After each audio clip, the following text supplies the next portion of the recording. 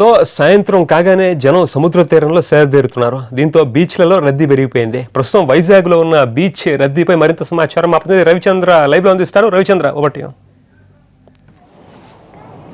పరితోష్, ఉష్ణతాపంతో విశాఖ నగరం వెలువెల్లాడుతోంది. ఉదయం నుంచి అంటే నిప్పుల కుంపటిగా ఉన్న నగరంలో బయటకు రావడానికి జనం సాహసించడం లేదు. ప్రస్తుతం మనం ఆర్కే బీచ్లో ఉన్నాం.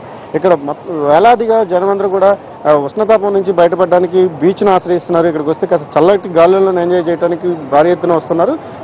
వేసవి సెలవులు కావడంతో పొరుగుని రాష్ట్రాల నుంచి వస్తున్న టూరిస్టులు ఉన్నారు. అలాగే నగరవాసులందరూ కూడా విపరీతమైన ఎండల నుంచి కాస్త సేద తీరడానికి సముద్రాన్ని ఆశ్రయిస్తున్నారు. ఇక్కడ ఉండి కెరటాలతో సయ్యాటలాడుతూ కాస్త సేద తీరే ప్రయత్నం చేస్తున్నారు. ప్రస్తుతం మన దగ్గర కొంతమంది స్థానికులు ఉన్నారు. అమ్మ, చెప్పండి, ఎండల తీవ్రత ఎలా ఉంది విశాఖపట్నంలో? అంటే సాధారణంగా ఉష్ణోగ్రతలు రికార్డ్ అవుతున్నా, చాలా హ్యూమిడిటీ ఎక్కువగా కనబడుతుంది. ఎలా ఉంది? చాలా వేడిగా ఉంది. తట్టుకోలేక 2 గంటలకే బీచ్ లోకి వచ్చి కూర్చున్నాం. ఇక్కడ కొంచెం చల్లిగాలి వస్తుంది అని చెప్పి ఇక్కడే ఉన్నాం. ఇంకా సాయంత్రం చల్లబడ్డాక అప్పుడు ఇంటికి వెళ్ళి వంట వండుకొని అప్పుడు తింటాం. మేడం, అంటే గతంలో ఇప్పుడు అంటే లాస్ట్ ఇయర్ తో పోలిస్తే ఇయర్ అయ్యే టెంపరేచర్స్ ఉన్నాయి కానీ చాలా ఉక్కపోత ఎక్కువ ఉంది. బాగా వేడి ఎక్కువ ఉంది. లాస్ట్ ఇయర్ కూడా ఉంది కానీ ఇప్పుడు ఇంకా వేడి బాగా ఉన్నది. అంటే ఎట్లాంటి వేడిని ఫీల్ అవుతున్నాం? అంటే నిప్పుల మీద కూర్చున్నట్టుగా ఉందా వేడి అంతా. అందుకే ఇక్కడికి సముద్రం దగ్గరకు వచ్చి చల్లగాలి గురించి వచ్చాము ఇక్కడికి. రమణ గారు, అంటే మొత్తం విశాఖ జిల్లా, ఉత్తరాంధ్ర జిల్లాలో కూడా చాలా వడగాలులు వస్తున్నాయి. మీకు ఎట్లాంటి ఎండను మీరు ఫేస్ చేస్తారు? అయితే ఈ 2-3 రోజుల కంటే ఈ రోజు చాలా విపరీతమైన ఉక్కపోత ఉందండి.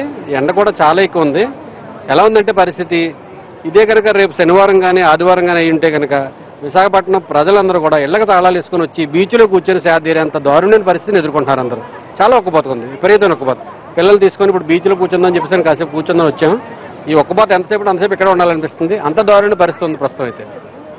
పరితోష్, మొత్తం జనమందరూ కూడా ఇప్పుడు సేద తీరడానికి ఉన్న మార్గాలన్నింటినీ అన్వేషిస్తున్నారు.